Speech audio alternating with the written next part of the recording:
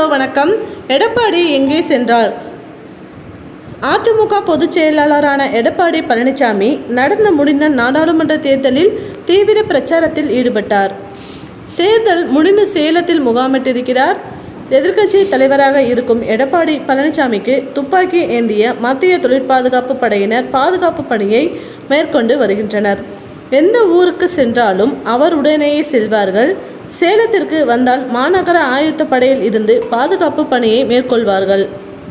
எங்கு சென்றாலும் அவருடனே செல்வார்கள். இந்நிலையில் கடந்த ஒரு வாரத்திற்கு முன்பு சேலம் வந்த எடப்பாடி பழனிசாமி சேலம் போலீஸ் பாதுகாப்பை நிறுத்திவிட்டு மத்திய தொழில் பாதுகாப்பு படையை சேர்ந்த ஒருவரை மட்டும் அழைத்து கொண்டு சொந்த ஊரான சிலுவம்பாளையம் புறப்பட்டு சென்றிருக்கிறார். இந்த நிலையில் பொதுச் செயலாளரான எடப்பாடி பழனிசாமி எங்கு இருக்கிறார் என்பது தெரியாமல் பரபரப்பு ஏற்பட்டு உள்ளது. அவர் கோவையில் இருப்பதாகவும் சிலர் கேரளாவில் இருப்பதாகவும் கூறி வருகின்றனர்.